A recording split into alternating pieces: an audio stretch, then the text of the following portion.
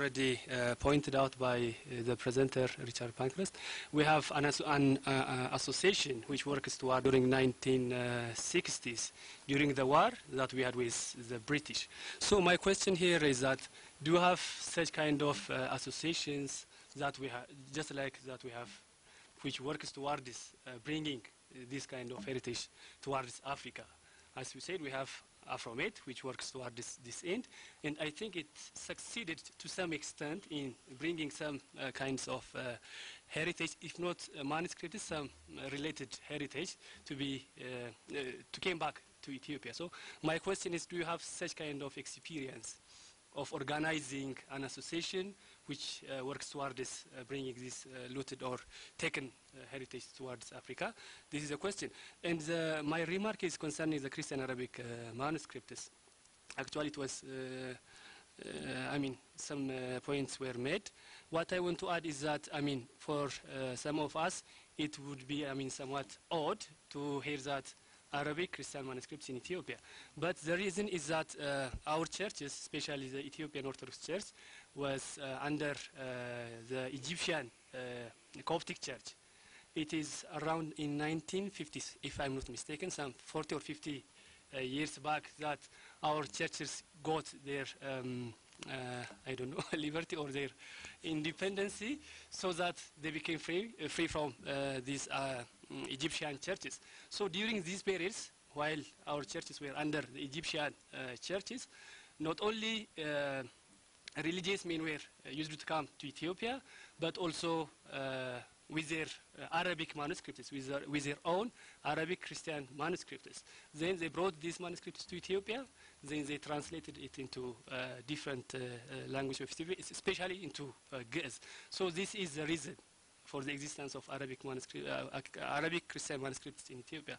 That's why most of, or you can say many manuscripts of Ethiopian Orthodox Church, which are very much prominent, are their origin are Arabic. This is a historical reason. Thank you very much. In 2 or more. In the next 10 minutes, we will be winding up the proceedings here, and we'll all go to CR5 for the last program of the day. That is the strategic discussion. So let me take all the discussions here. So before that, Ato Damak already mentioned, we have more than 1,000 heritage of Ethiopia abroad. Most of the time, he mentioned 3 places, more than 1,000. And till they return back, can we access them for researchers? I mean, do we know what are there and what? Is there any effort made by the IES or such organizations, at least to know the list of manuscripts found there in studies? Thank you. The existing programs, such as the one in Italy, in Ethiopia, about the returning all the looted material. I should say with regret that in some French or former French colonies in Africa, colonization has in some way had so many successes that it's very difficult even to think about the returning materials looted from Africa. Even the debate, I mean, we don't have the debate in the public places. That's the, I mean, the reality that I should really recognize. I mean, that's what I say. Yeah, that's it. Ok, merci.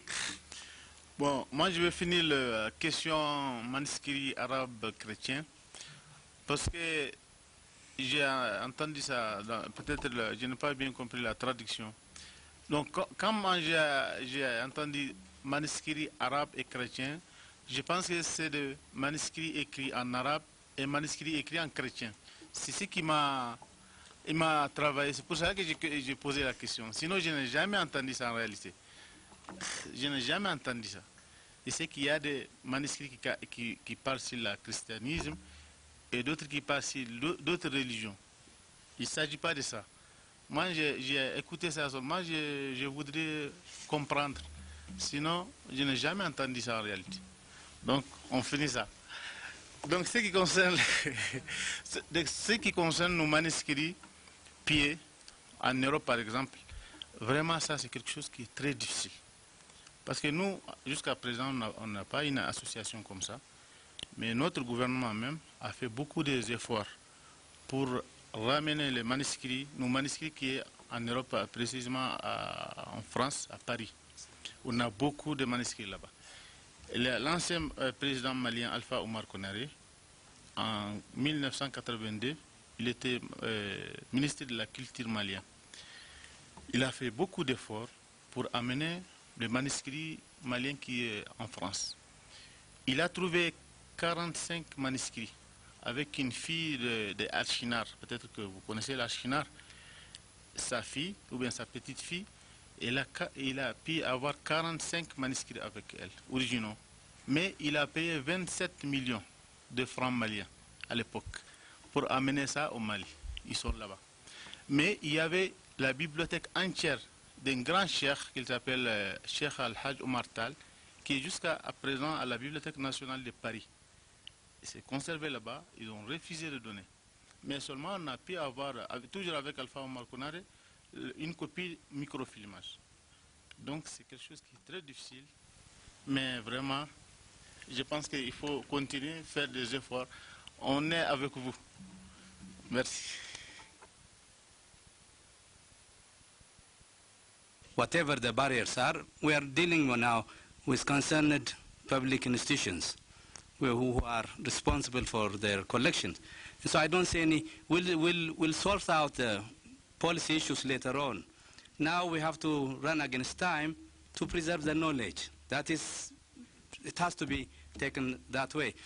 When it comes to restitution, now, two of you have already said that we cannot have the original objects back into Africa in the near future. It's impossible, more or less near impossible, that we can have all our heritage in African soil. But the only thing that we have to do now, rush to connect ourselves with the knowledge of our heritage.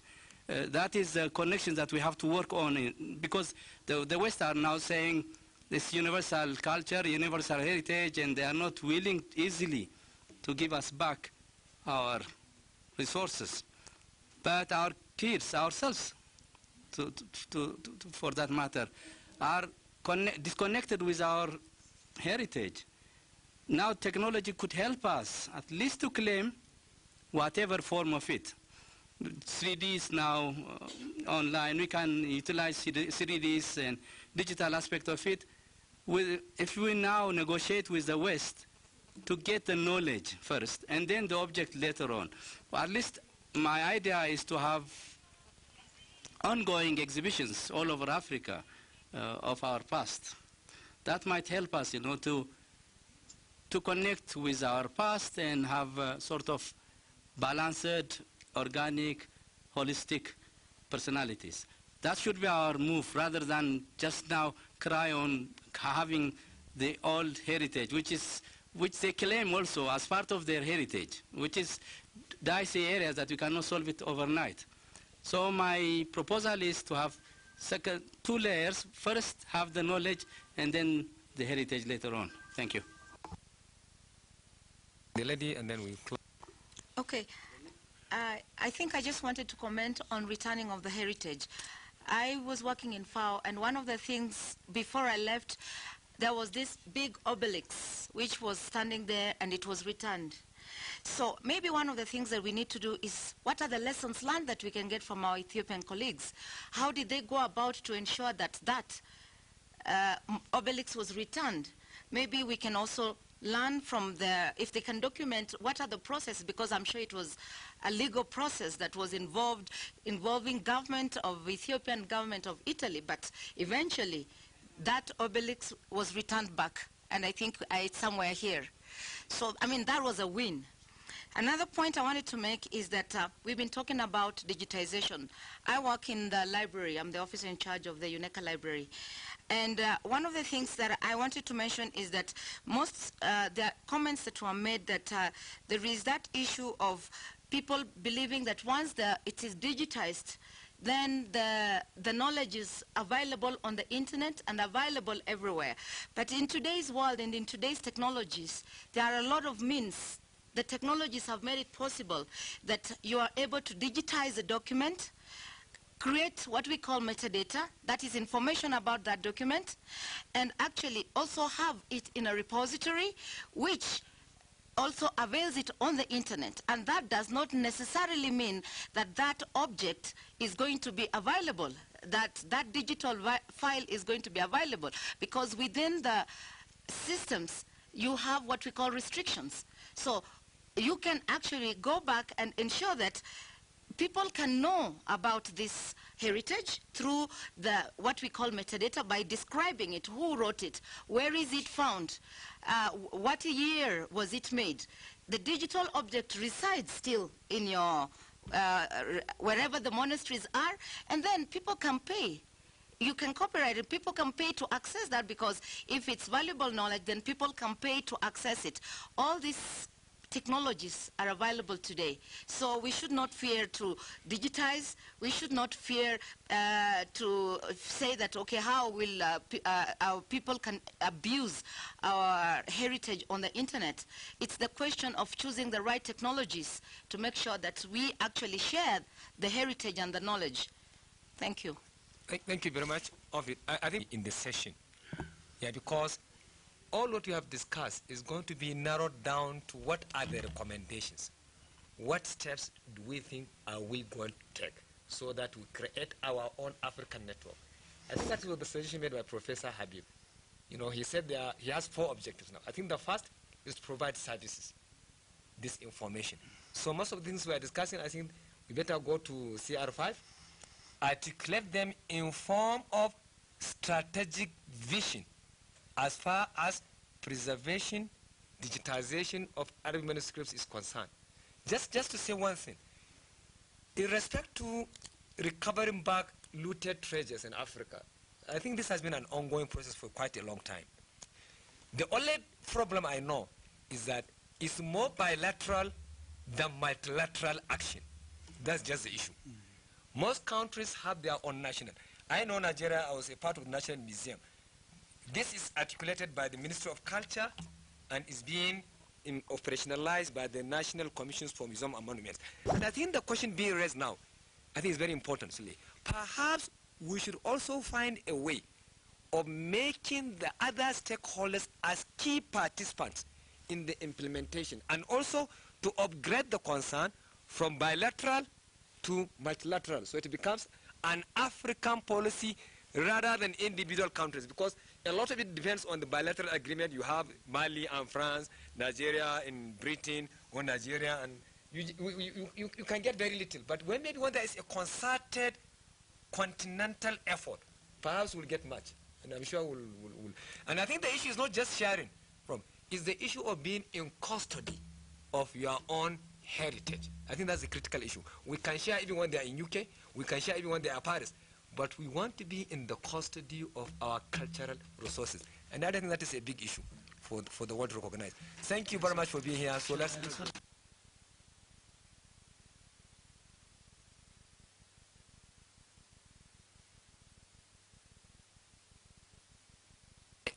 an announcement.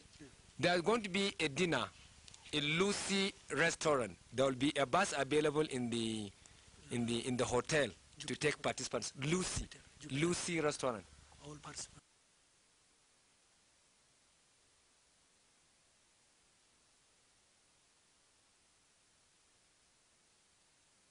Nous allons encore une fois retourner à vous, recueillir vos suggestions et vos amendements finaux. Lorsque tout cela sera fait, nous allons, pour chacun d'entre eux, ce n'est pas nécessaire. Donc, sans plus tarder, je donne la parole à M. Pape Toumani. Participants de définir une stratégie pour la conservation et la valorisation du livre manuscrit ancien. Cette stratégie, les organisations intergouvernementales et non gouvernementales, les institutions publiques et privées, ainsi que des professionnels, et pour contrecarrer le trafic illicite. 3. L'adhésion aux conventions internationales sur la protection des biens culturels. 4. La diffusion en charge de leur conservation aux méthodes de codicologie ainsi qu'à la déontologie de l'environnement, ainsi que le trafic illicite, sachant que tout livre manuscrit ancien est unique, considérant que aux États africains, 1. de créer des bibliothèques et des centres de documentation chargés de la conservation anciens sur leur importance en tant que bien culturel et documents de référence sur le passé, de procéder à l'inventaire national des livres manuscrits anciens et de reconstituer en document juridique au suivi du livre manuscrit ancien et d'harmoniser ses définitions avec les conventions internes de trafic des biens culturels. D'établir national pour le rachat des biens culturels, notamment des livres manuscrits anciens, pour éviter leur acquisition par des institutions, Interpol, l'Organisation internationale de la douane, OMD, etc. 15. Au niveau national, sous-régional, régional et international, des expositions de livres manuscrits anciens à Afrique, au vol, au paradis, à l'incendie et aux dégâts des eaux. 33. Recommandations aux institutions publiques chargées. 3. D'institutionnaliser les relations d'assistance technique et scientifique avec les bibliothèques privées de livres manuscrits anciens. 4. De contribuer à la formation continue des agents de ces bibliothèques, à l'humidité, au vol, au paradis, à l'incendie et aux dégâts des eaux. 8. De veiller à l'application des normes de sécurité relatives à l'unité et familiale édentrice de livres manuscrits anciens. 1. De reconnaître aux institutions scientifiques et culturelles publiques chargées de la conservation au niveau national, sous-régional, régional et international sur les livres manuscrits anciens. De former 6. De former et de veiller à l'application des règles de la déontologie par les agents chargés de leur conservation. 7. D'alerter systématiquement Interpol en cas d'action aux professionnels de la conservation du livre manuscrit ancien. 1. D'adopter et de... Donc, je pense qu'après avoir entendu ces recommandations, nous allons nous efforcer de lire le plus lentement possible, de sorte que vous puissiez enregistrer vos amendements. For nearly half a century, Africa has been aimless. For this reason, and undoubtedly because Africa is a continent where its codicological needs still years of African independence in the first decade of the century marked by the throes and distant promises of globalization. The increasing Sen, who has established almost with the precision of a metronome the dialectical relationship for a division of labor in areas of specialization to revitalize dying libraries. The first priority is academic training in conservation, including traditional teachings, such as and tailored courses of short duration. Access to training should be done. The training should be maintained by major scholarship grants. It is students will in fact be able to help the existing libraries by serving as paid interns, investors. The recruitment of international students wishing to specialize in Africa could bring a breath of fresh in the paleography and archival fields could be open to foreign students and could be accredited in their original course of study, mostly or primary concentration. An institution of higher education with a regional concentration, such as Association of African Universities, African Virtual University, Francophones on the one hand, and English speakers on the other. We have a list of universities in both instances. African concentration of the centers here identified will allow African and international students access to in-depth or a series of conferences in different cities and universities in Africa.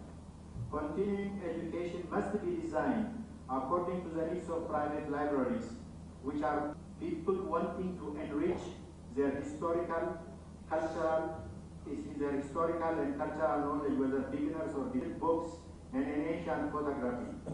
These seminars are held lawyers or institutions. Specifically, design training could also be organized to meet the particular training needs of history and centuries of great empires in Africa, paleography of the Arab, Berber, Ethiopian, Egyptian, and other cultural zones of Africa, archive science and diplomatics, ancient language and writings of this century. Second, sources of the history of modern and contemporary era, paleography of African countries, archival studies and diplomacy, history of institutions, history of records of companies, oral surveys, media history, history of the Mr. Abdelkader Aidara.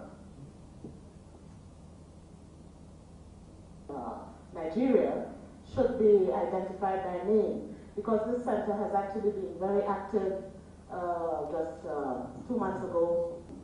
Avoir fait de la politicologie. Alors, nous savons tout ce qu'elle a fait ici. Brièvement, troisième point, j'ai entendu parler peut-être l'organisation d'un colloque sur la terminologie. C'est nécessaire. Concernant le sahariat, doit être introduite. Moi, personnellement, malgré ma petite expérience, la parole est au professeur Meili. شكرا جزيلا. لدي ملاحظة واحدة إضافة. J'ai une proposition et une remarque. La proposition, c'est je voudrais qu'on ajoute aux recommandations de faire des manuscrits un moteur ou bien un facteur de développement local et national. La remarque, je vois nous sommes en train d'accorder trop d'importance aux terminologies. Et si on continue avec ça, on ne va pas s'en sortir. Livres manuscrits, les manuscrits anciens, vraiment, moi je pense que même les livres, il faut les lire et garder le manuscrit ancien tout court. Parce que les terminologies en elles-mêmes ne signifient rien, mais c'est le contenu qu'on donne. Le contenu que tout le monde connaît maintenant sur les manuscrits, tout le monde sait maintenant d'avance de quoi il s'agit. Donc je pense que livre manuscrit c'est trop lourd. On garde seulement des manuscrits anciens. Merci. Merci. Je pense que la proposition n'est pas mal, mais la proposition, le projet, quelque chose, la réalisation aussi est autre chose. Moi, ma question, qui a créé cette association? Qui sont les membres de cette association? Deuxièmement, qui va diriger cette association?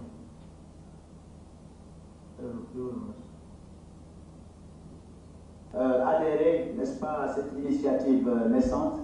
Comme toute initiative naissante, bien sûr, nous ne pouvons pas garantir que nous venons avec tout ce qu'il faut pour que le bébé puisse tout de suite marcher, mais au moins, nous avons commencé. C'est une étape historique, intellectuelle, etc., mais représente les sites les plus nombreux, les plus massifs de manuscrits à travers l'Afrique. Donc, je pense que cette session, ces assises sont parfaitement compétentes, n'est-ce pas, pour donner des directives, se constituer en un puissant axe qui puisse nous permettre d'aller de l'avant, d'entamer l'action. Maintenant, on a essayé dans le texte final qui a été proposé de faire en sorte que chaque entité ici présente puisse jouer sa partition, apporter sa touche pour l'édification de l'édifice que nous sommes en train de mettre en place. Et je crois qu'il faut un peu de réflexion, il faut un peu de patience, garder son sang-froid, et puis de sorte qu'on puisse tous aller de l'avant. Je pense que dans les 3 prochains mois qui vont venir, nous allons avoir beaucoup de travail.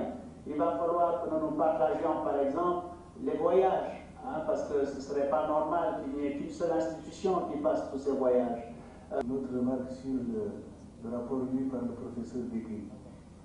Pour la première remarque, il est proposé au niveau de deux passages que les institutions détenant des manuscrits donnent des sujets de mémoire et de thèse.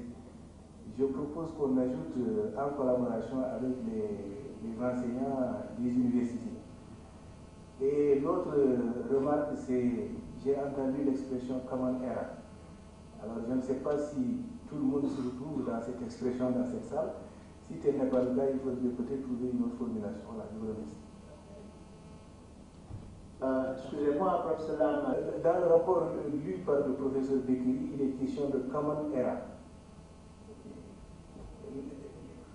En matière de datation. Alors je ne sais pas, la question que je me pose c'est que common era, ça ne concerne pas tout le monde dans cette salle. Et s'il y a une expression plus consensuelle, il faudrait peut-être l'utiliser. Merci. Merci beaucoup, professeur Lam. Je pense qu'il parle. Des remarques donc, sur Aftéline, sur le projet Aftéline. J'aimerais rebondir sur le commentaire effectué par Mme Emagouali, lauréate, très intéressant d'ailleurs, à propos du Soudan. Le professeur Aboubakri Moussalam se rebondira certainement là-dessus. Aujourd'hui, on n'a pas évoqué l'écriture méréotique de l'ancien royaume de Nubie. Et cette écriture aujourd'hui n'est pas encore déchiffrée, comme l'ont été les hiéroglyphes avec Champollion. Elle est lue, mais elle n'est pas déchiffrée. On peut la lire, mais on ne sait pas en fait ce qui en ressort. Elle n'est pas déchiffrée. Le professeur Carteron a une grande collection de ces manuscrits, hein, une très importante collection, la plus grande du monde d'ailleurs. Et je crois qu'il faut qu'on se focalise là-dessus. Bon, je vais donc fermer cette parenthèse pour intervenir donc sur une petite remarque sur Aftéline, sur le projet donc de catalogage informatisé. Lorsqu'on catalogue... professeur Daboa, le président de la République est arrivé et il faut absolument que nous allions vers la conclusion, s'il vous plaît. Ok, d'accord, merci. Donc simplement à propos d'Aftéline, dans le processus de numérisation, le catalogage informatisé peut se servir des expériences existantes, c'est-à-dire ce qui a été fait à l'IFAN au Sénégal, à Savama DCI au Mali, l'IMRS en Mauritanie, l'ENALA en Éthiopie, Ayahuasca au Nigeria, etc. Et donc il faut qu'on se fasse un état des lieux, un retour d'expérience de leurs différents catalogages, hein, s'il en existe, et puis proposer un catalogage. D'abord, je suis obligé de vous arrêter là parce que nous n'avons pas le choix. Donc, je vous remercie infiniment. Si vous avez des amendements écrits, faites-nous les parvenir, s'il vous plaît. Nous serons très heureux de les intégrer dans le document final. Je voudrais donner la parole. Just wanted to respond to the suggestion that we take out the word Asian, from the title of the project. I'm not sure this is not a proposal that may enjoy wide support, but I just want to make a quick response.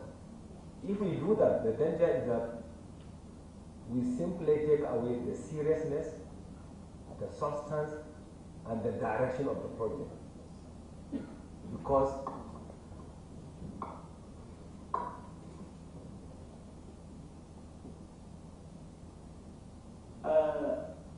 sorry, I'm making a response to the suggestion that we take away the word Asian. I'm saying if you do that, you are taking away the seriousness, the substance, and the direction of the project. And I think we are using the word Asian here in historical context. And I'm sure that yesterday we were even battling with this. What is Arabian Arabic manuscript? You see, for you to define, you have to define it within a historical context. Of course, there are other literatures. Arabic literature, the Arabic pamphlet literature are modern. I don't think we are not seriously concerned with that. And most of them actually are digitalized. Of course, if you look at the word, even the word manuscript, we still have manuscript now. If you have a manuscript for production, it's a manuscript. We are not concerned with this. And I think what gives this project substance really is the word, the Asian Arab manuscripts. And that's what is going to incite seriousness among the stakeholders. Because we are recovering what is actually, we are fast losing. It's fast being destroyed. It's fast losing its composition. And I think that is the issue. I think we better settle the matter once and for all. That's the issue. A second, maybe I think we may need a motion. I don't know whether procedurally we need a motion to adopt the document. And maybe in the absence of anybody, I can move the motion. And as I move the motion for the adoption of the document as a valid representation of our concerns and discussion during the process of this conference. So, and if we do that, if we get a statement, then it can be done so subject to any other incorporation and suggestions that is found to be in line with the objective of the entire project. Thank you very much. You want somebody to read the motion? Oh, yes. I think it's enough. Thank you. Thank you also very much, Dr. Bunza. So should we consider that this setting, this assembly, is formally recognizing the birth of Afridin, is recognizing its usefulness, its relevance to provide us with the text, with some of the instruments, without which hanging at your doors, email doors, so that you can, allow me to remind you, just recognize it. Thank you so very much. I think they all, despite the fact that they have very serious engagements or even health issues in some cases, decided to come so that they... thank you.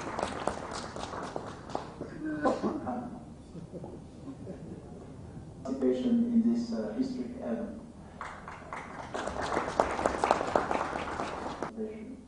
I would like to associate with, to this my sincere thanks to Professor Berhad. I'd like to thank you very sincerely because you play a key role in bringing the meeting here in Addis Ababa, and we would like to recognize it here. Thank you. And now my team.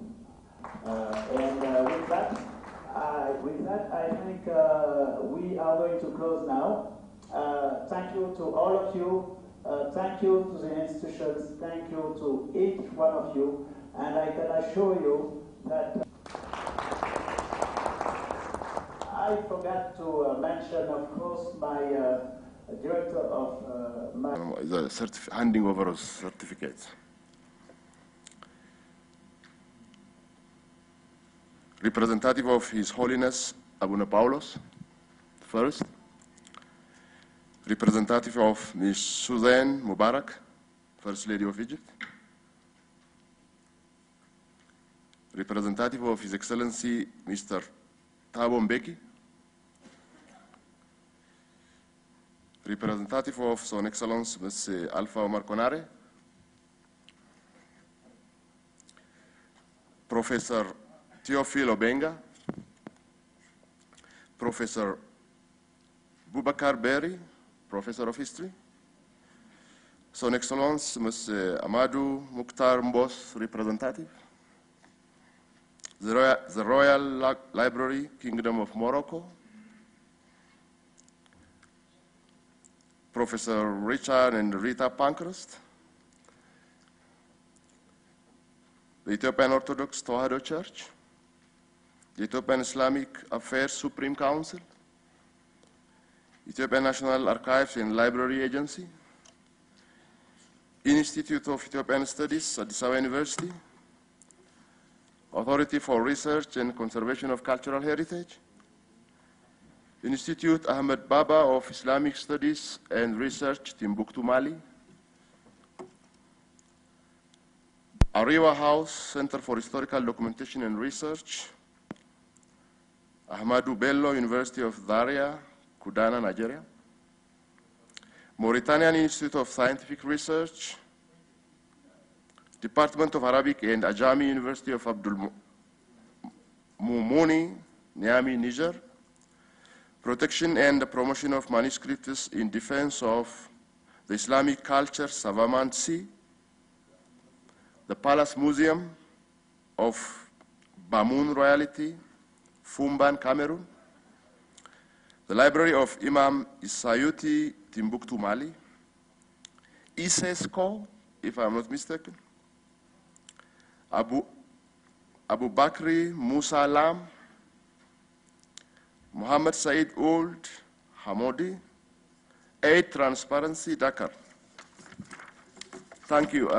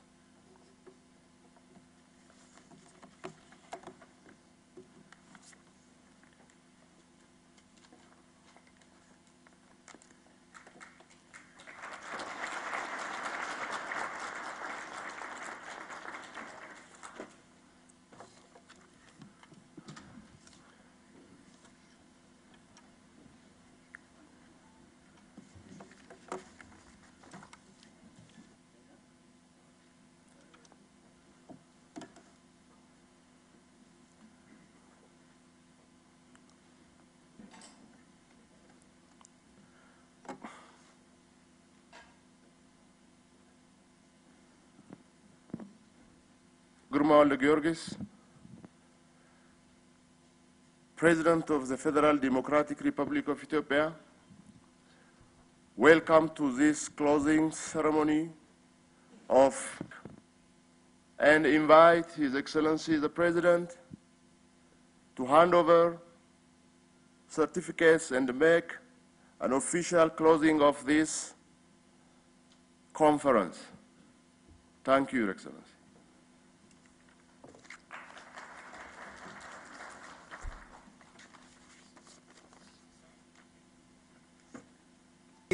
Member of the Academia and the custodian of African Archive Heritage, dear participants, ladies and gentlemen, for the honoring us to be with us on such a busy schedule of yours.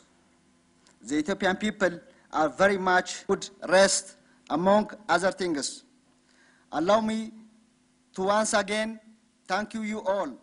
To begin with, I would like to congratulate Professor Habibi Sai, Executive Director of Aid Transparency, for your researchers and young professionals from Mali, Senegal, Nigeria, Niger, Mauritania, Botswana, Cameroon, to express our thanks to Mali, Savam, Bibliotheca Alexandria, Cairo Museum, Institute of Technical Support given to realize this conference.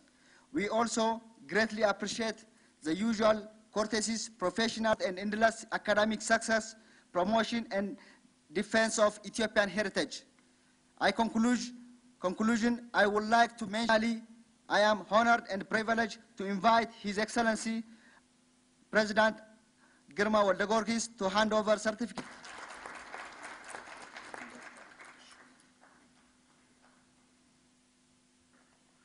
Distinguished public figures, members of the various religious and cultural institutions and academia, distinguished African Archives Heritage